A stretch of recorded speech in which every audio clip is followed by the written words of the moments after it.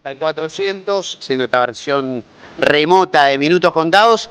Recibimos con un aplauso al señor Diego Abate Cola, compañero. Muchas gracias. ¿Cómo andan todos? Que además tiene una ilustre prosapia en su árbol genial y lógico, que es su padre, por ejemplo, Gerardo Vallejo, director de cine que participó, entre otras, director del Rigor del Destino, y también participó en la obra de Los Hornos, nada menos. Y bueno, Diego es más conocido ahora por ser uno de los creadores de Blender, este canal donde está Tomás Rebord, donde está Guille Aquino, bueno, grandes comunicadores de la nueva camada, de la nueva ola. ¿Cómo andas, Diego? Gracias por venir. ¿Qué tal? ¿Cómo va? ¿Todo bien? Gracias por la invitación. Bueno, primero, ¿cómo podrías decirle a gente de otras generaciones que mayormente nos escuchan, qué es esta avanzada de los streaming? ¿Qué es el florecimiento de nuevos canales masivos de comunicación? Sí, yo creo que el fenómeno del streaming particularmente tiene un gran punto de inflexión en la Argentina con la pandemia.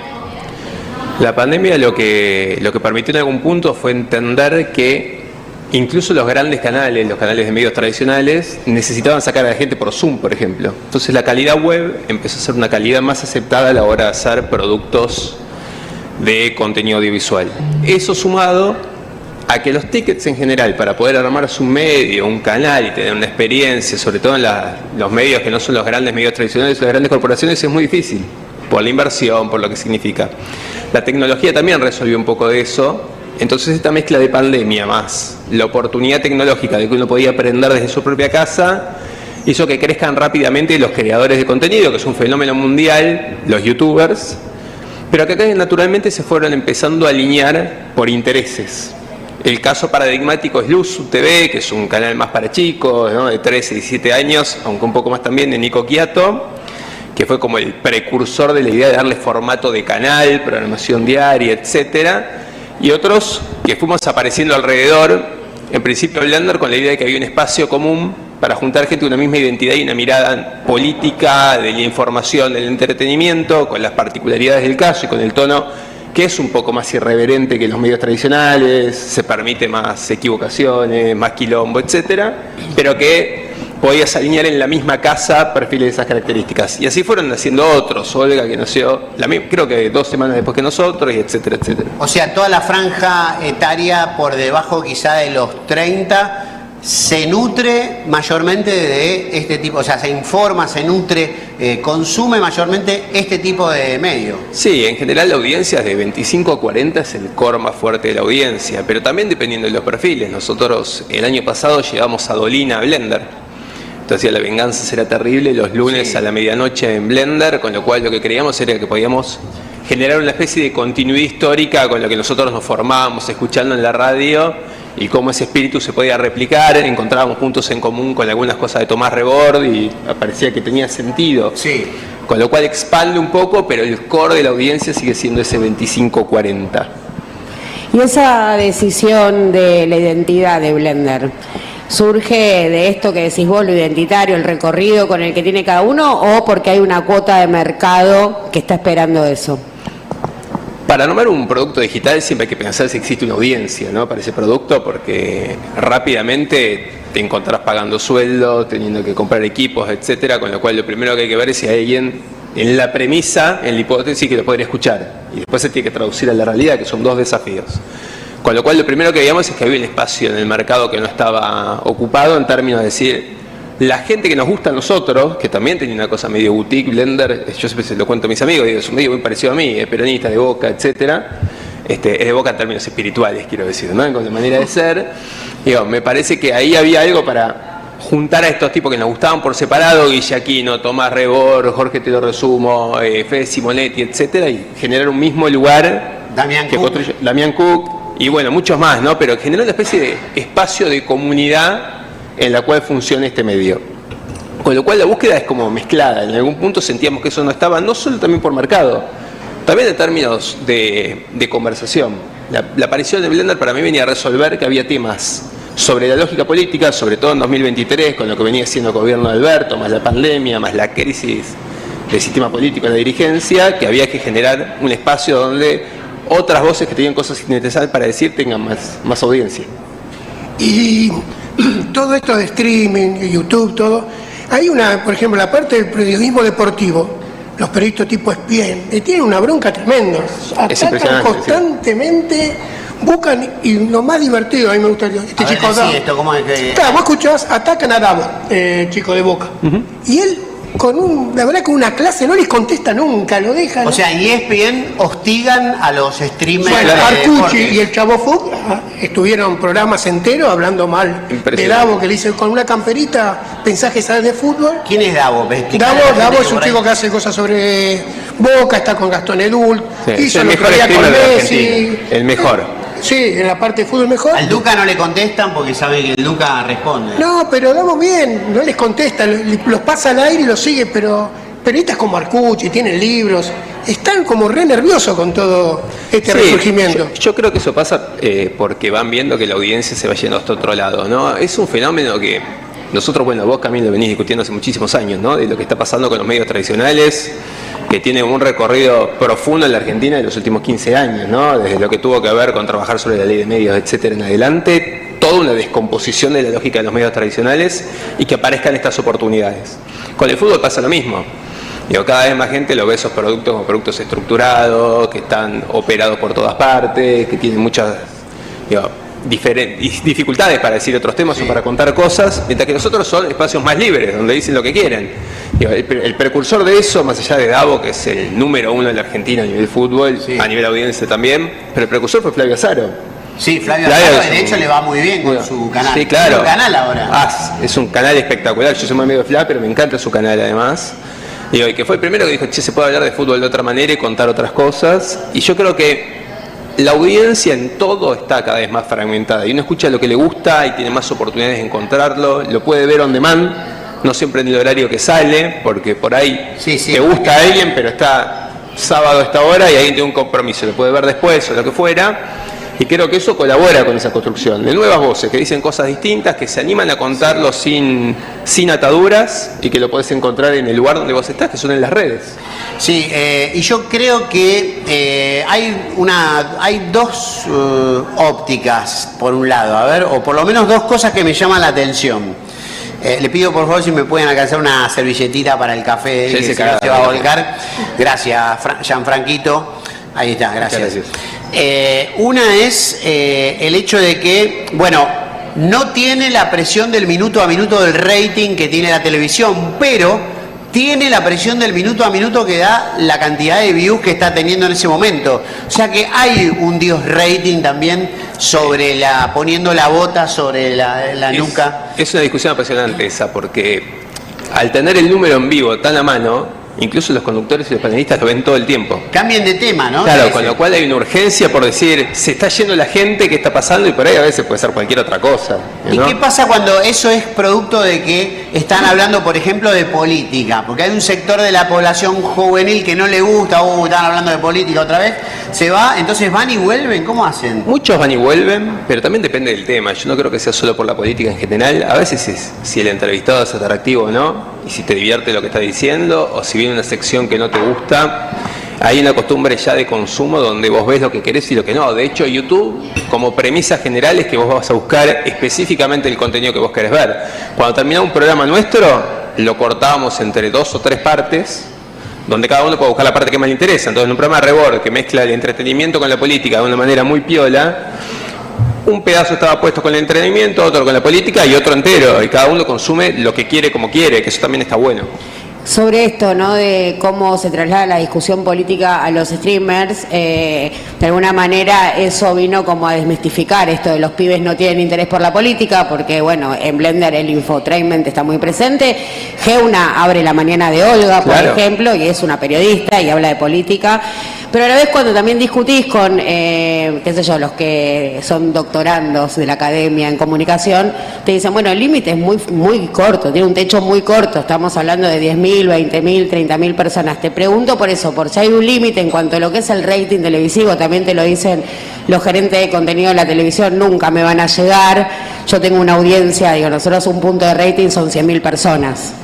Sí, eso es cierto, digamos que las audiencias podrían parecer más bajas en el universo digital. Yo creo que la premisa y la pregunta que hay que hacerse es otra, y entiendo esto porque lo preguntan todo el tiempo. Es un poco que le bajan el precio, ¿no?, a los productos digitales. Yo no estoy más en Blender, pero lo sigo defendiendo porque lo quiero, ¿no? Digo, la realidad es que lo que creo que hay que pensar es la relevancia. A mí me parece que Tomás Rebord, en términos políticos, es mucho más relevante que el 95% de los analistas políticos de medios tradicionales. Entonces, el rating me parece que es una única medida y no es la que solamente se tiene que usar, sino que hay otras que tienen que ver con la relevancia, el interés, lo que se llama en digital el engagement, que es la conexión que genera con su audiencia. Y la generación de cortes, digo, claro, los cortes para redes. La viralidad de los cortes si llegan a un lugar que no llegan otros, y eso es muy importante en el mundo digital, con lo cual creo que la discusión sobre el rating está mechada en términos de entender realmente el producto y la audiencia de la cual hablas. También teniendo en cuenta que la tele antes un programa hace 50 puntos de rating y hoy se hace 22, es un éxito. Y los buenos programas de tele hoy, los que están de moda, hacen 7 puntos. El programa de Pergolini está muy de moda, está vendiendo bien, es un buen producto y hace 7 puntos de rating. Todas las audiencias bajaron porque la gente fragmenta su consumo. Cuando vos haces un contenido lo competís más con el otro programa que está a la misma hora. Competís con programas que no estaban a la misma hora que podés ver grabados, competís con Netflix, competís con pasar tiempo con tu familia, ir a jugar al fútbol. La verdad que el tiempo de ocio es finito y vos tenés que tratar de entrar ahí con una propuesta de interés. Te hago una pregunta que es no tenemos acá la cortina en vivo, pero si en el piso pueden poner la cortina de Cabo de Miedo o algo de eso, tipo ta, na, na, na, ta, na, na. Somos más low cost que un stream, ¿viste? Somos muy low cost, ultra low cost, hi-fi low cost. Esto es prácticamente un stream. Esto es un streaming totalmente, es una radio con imagen de radio. Hay una disyuntiva que estuvimos conversando el otro día por teléfono, no sé si querés hablar de ese tema o no, pero sí, claro. Lo leí también en una nota que te hicieron, no sé si en Perfil. En Perfil, exacto. En Perfil. Y es un nudo ahí que está bueno abordar. En un tiempo a esta parte trascendió a los medios o a la luz que Blender, que es como una bandera de resistencia creativa del protoprogresismo, el campo nacional y popular con onda, era una empresa que tenía un hermano medio lejano, oscuro, o un hermano de distinta madre y distinto padre, para decirlo de alguna forma, pero un hermano al fin, que era o es el canal Carajo del Gordo Dan. En algún momento empezó a filtrarse primero como un rumor, no, pero igual los de Blender son la misma empresa que Carajo. Yo primero lo escuché como un rumor, como una forma de menospreciar o invalidar lo que se decía en Blender, y después dije, no, lo que se dice en Blender realmente tiene mucho aguante. Rebord tiene un aguante tremendo desde el punto de vista dialéctico, tiene unos recursos para explicar y simplificar lo complejo, y además es un tipo muy jugado, muy bien plantado, pero finalmente era cierto que la misma empresa que tenía Blender era dueño de Carajo. Y vos dijiste un textual a Perfil, decir, como que tu límite fue cuando tu compañera, llegando a tu casa, te preguntó, ¿pero vos sos socio del Gordo Dan? Sí. Bueno, no es tan así, Te voy a explicar. No, la realidad es, esto es, sacando algunas variantes más técnicas, es estrictamente cierto. Digo, cuando nosotros creamos Blender, parte de la empresa nuestra que hace medios y activos digitales recibe montones de propuestas para armar distintos activos digitales, otros medios y lo que fuera, y vivimos mucho del armado de medios. Yo tuve antes, no sé, el canciller.com, que era mío, que lo vendí, y hacía un montón de otras opciones, digo, que hubo en el mercado. Y aparece esta oportunidad donde uno de mis socios trae a la mesa la idea de armar un medio de streaming en ese momento imaginábamos algo parecido a la centro derecha, ¿no? Creo que no eran todavía, se fue mucho más para, no era todavía el milenismo claro, explícito. Pisó el acelerador muy para la derecha. Digo, con lo cual lo que nosotros hicimos en ese caso, digo, no era la misma empresa, sino que había un capital inversor y el desarrollo del medio que lo hizo la empresa nuestra. Eso es cierto, que armamos el medio, cómo se arma, cómo funciona. Lo armaron a pedido, digamos. Exacto, y uno de los socios quedó como socio, nosotros no, salimos. La diferencia me parece sustancial en mi caso puntual es que yo en Blender era el CEO y hacía todo de punta a punta, de la línea editorial, los contenidos, los artistas, etcétera. Y ahí entramos, armamos la arquitectura del medio, lo dejamos armado y acá lo tenés, llévalo, nos vemos. Uno de mis socios y quedó, mi ex socios ahora, quedó como socio de carajo. Sí. Diego, perdóname, ¿le puedo preguntar? Sí, Pregúntale, ¿sí? Después yo me guardo para después. Esto, porque ¿te parece carajo un buen producto? No, a mí sí. Mirá, a mí sí, mucho, soy fana. Mira, yo les digo lo que pienso, creo que es un buen producto para la audiencia a la que le habla, creo que cumple la función que le funciona, digamos. No me impresiona tanto el tono, a mí Dan no me parece un tremendo monstruo de esas características, me parece más un personaje propio de época, ¿no? Me parece bastante razonable que haya una figura como Dan que le va bien cuando el presidente de los argentinos es Milei, ¿no? Hay como una línea de continuidad lógica del tono, de lo que dicen, de cómo piensan, ¿no? A veces los medios se parecen muchos a las etapas que viven los países y las sociedades. Creo que es un buen producto, y lo planteé en algún momento que me parecía que le iba a quedar más corto si solamente iba a ser un house organ de gobierno, porque lo que sí es cierto es que gente de derecha convivimos y seguiremos conviviendo mucho tiempo, entonces la oportunidad de que haya nuevos medios de comunicación que hablen a eso tiene sentido. Al ser house organ de un gobierno, por ahí tu curva de tiempo es más corta porque depende de que el gobierno siga estando. Pero creo que es un buen producto y que Dan es un tipo que maneja muy bien esa conexión con su audiencia. Realmente lo construye. Creo que el desafío que tenemos nosotros, más profundo y ya pensando menos como dueño de medio, más como militante, es decir, che, ¿qué pasa con esto? Y cómo nosotros le encontramos la vuelta. Y Blender era un poco un antídoto de eso, ¿no? Hay un espejo entre Rebord y Dan, por decirlo de alguna manera, donde yo creo que Rebord es mucho más talentoso, más masivo, más inteligente, más todo. Más humano, más, sí, claro. más buen tipo. Bueno, además es mi amigo, ¿no? Con el general de la ley, pero creo que hay una cosa de ubicar esos lugares del punto de la conversación. Sí, ustedes están gordo Dan, nosotros están Rebord, claro, ¿no? Podríamos decir. De la pregunta que yo te iba a decir, apuntaba a en el hecho de, lógicamente, más allá de ver la punta completa o el panorama completo 360 de lo que es hacer un negocio, ¿no? Inventar un producto y venderlo, hacer... eso también me parece que para un compañero que tiene también tu historia como vos, tus raíces, tu ADN, militante peronista, seguramente habrá generado alguna clase de dilema interno con el que uno va conviviendo y conversando por dentro. Te preguntaste, porque cuando uno tal vez pierde a sus padres, también los tiene incorporados en su corazón y puede preguntarle internamente qué hubiera dicho ante determinada encrucijada. ¿Pudiste tener esa conversación con tu padre, Gerardo Vallejo, en el momento de decidir qué hacer o no con el tema de... No, ya había muerto mis padres hace rato, pero pero sí he podido pensar en eso, claro. Y obviamente la verdad que con el grueso de las decisiones uno se conflictúa a veces cuando las toma, porque la exposición pública siempre trae un poco más de costo o de decisiones a pensar que las del fuero más íntimo, ¿no? Yo pongo siempre el mismo ejemplo para esto, y yo me dedico, además de los medios, a la consultoría política, digital, etcétera, y tenés que agarrar los clientes que podés para pagar los salarios que tenés que pagar. Y la gente que vende productos, yo vendo gaseosa, no le pregunta quién vota al otro, ni quién te compra, ni qué nada, y vendés y movés, y eso genera... Bueno, con los medios es un poco más difícil. escindir la mirada de uno con el producto que tiene que vender es un desafío que cuesta.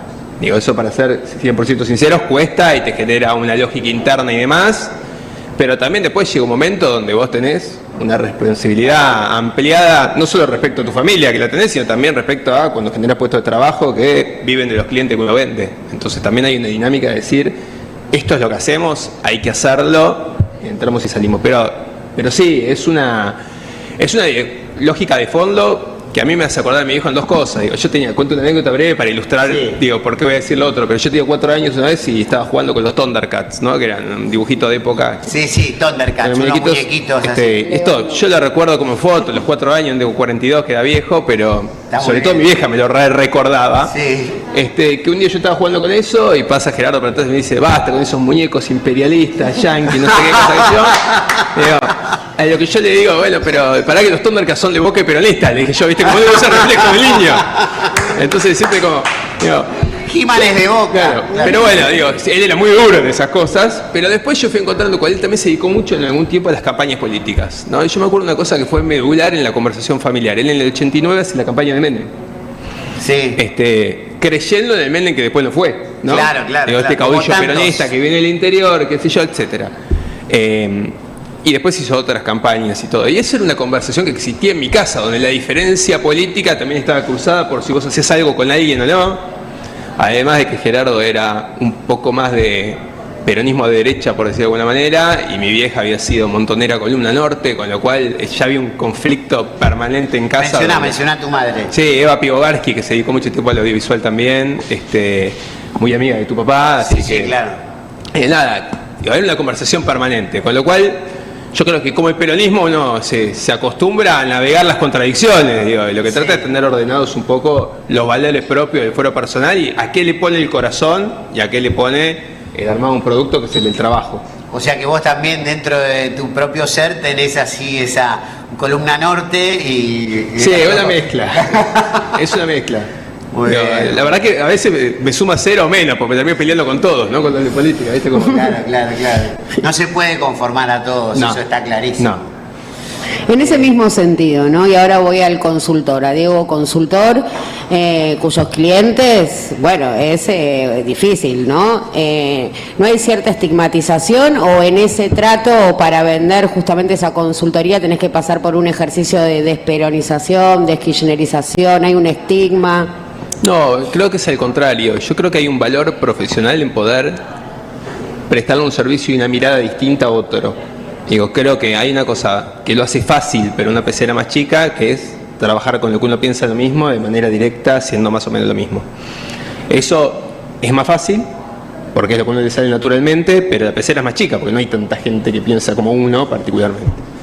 Digo, creo que hay un buen desafío profesional y también es bueno para el cliente que te viene a buscar, que incorpora un punto de vista distinto a la hora de pensar una estrategia, una mirada, un contenido, digo, porque también podés desafiar un poco y encontrar una novedad. Entonces creo que eso se puede convertir en una debilidad o en un valor, depende de cómo vos lo puedas presentar.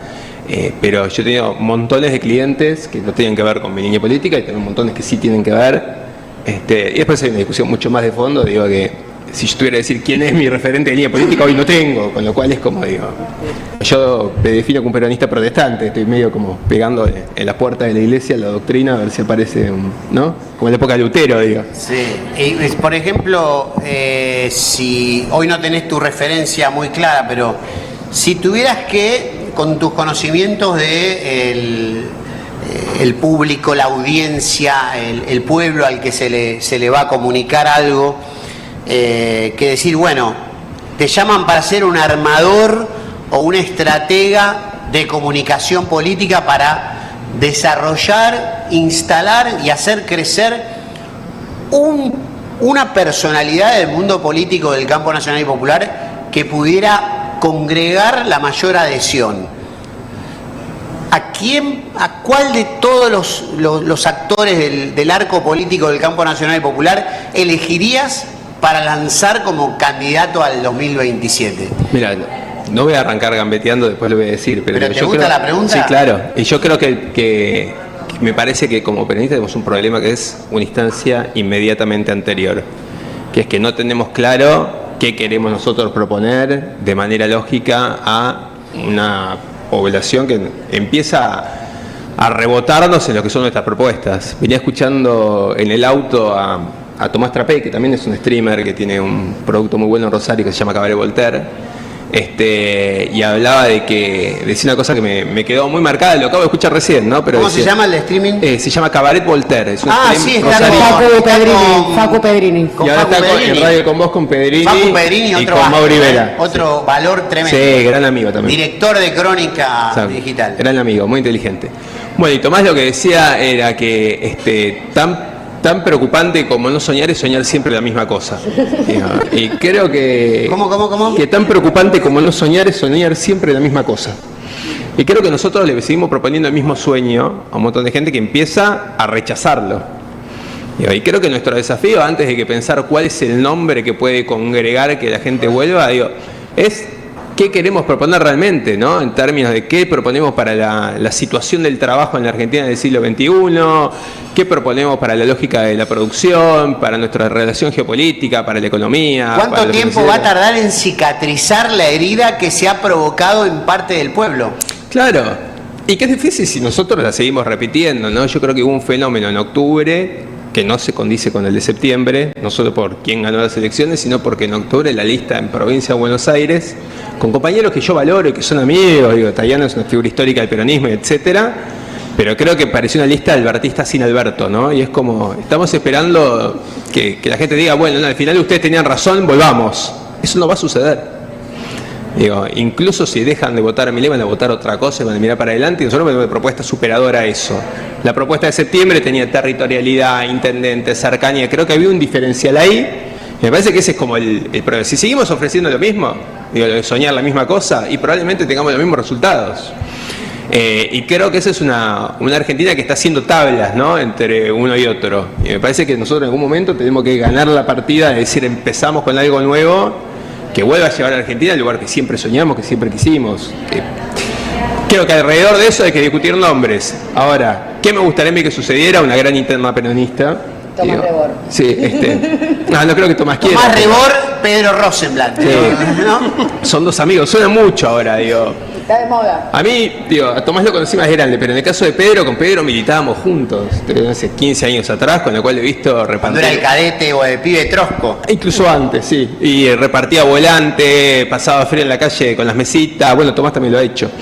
Ahí hay como una pulsión militante. Ellos tienen, a ver, te hago esta pregunta, tanto Pedro Rosenblatt como Tomás Rebor, ¿tienen el deseo intrínseco de algún día dar un paso al frente y transformarse en candidatos o representantes políticos expuestos a la votación popular?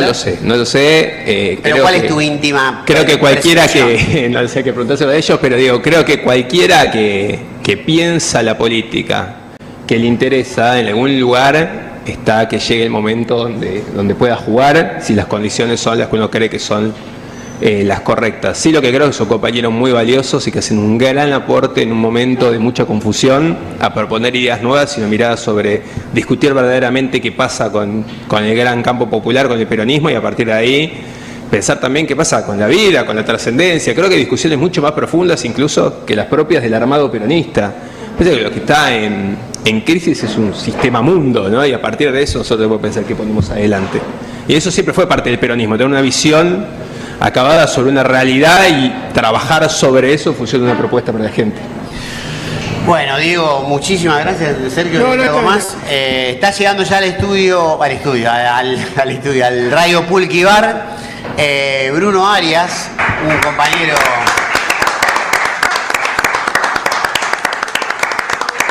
Un gran compositor, que además un artista del folclore, de la música popular, del canto popular, que le pone mucho el cuerpo, le ha puesto siempre muchísimo el cuerpo a jugársela políticamente, soportando también el viacrucis de todo el peso que eso implica, ¿no? Sí.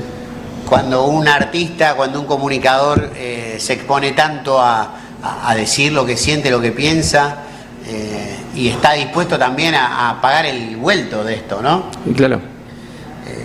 ¿Qué le dirías a alguien como, no te quiero poner en un brete, pero...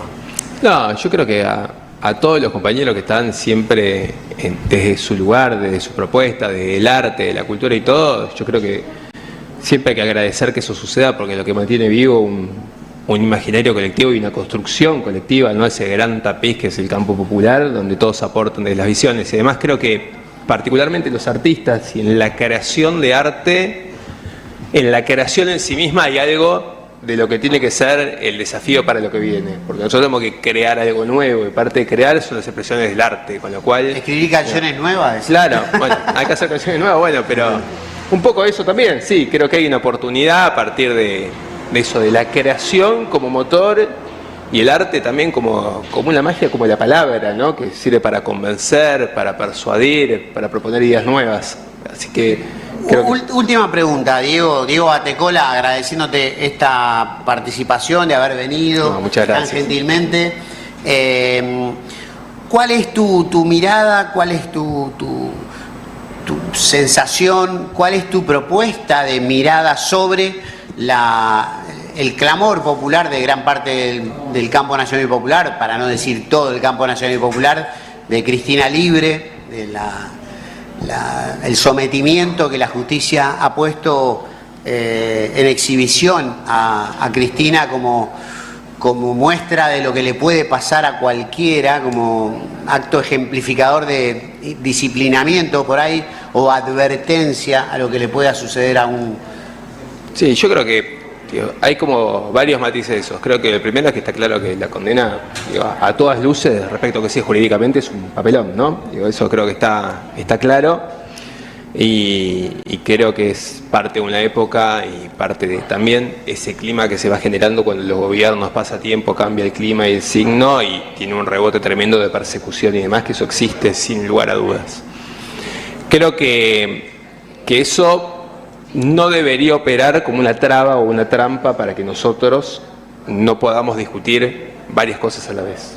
Porque con Cristina no pudiendo ser candidata, eso genera un vacío donde tienen que aparecer nuevos candidatos, ¿no? Y esa discusión se tiene que expresar en algún lugar de una manera que no sea solo autorada por Cristina o nada, porque nos vamos a chocar con algo que con esa lógica improbable, ¿no? Porque no lo vamos a poder, yo creo que no lo vamos a poder resolver realmente. Sí me parece que lo que es necesario, y que creo que es un gran desafío que tiene el peronismo, que trasciende solo el kirchnerismo, que ya tiene una discusión interna en sí misma, ¿no? Sobre este tema, es discutir esa mirada para adelante que represente los valores históricos y todo, y qué emerge de ahí en términos de representatividad.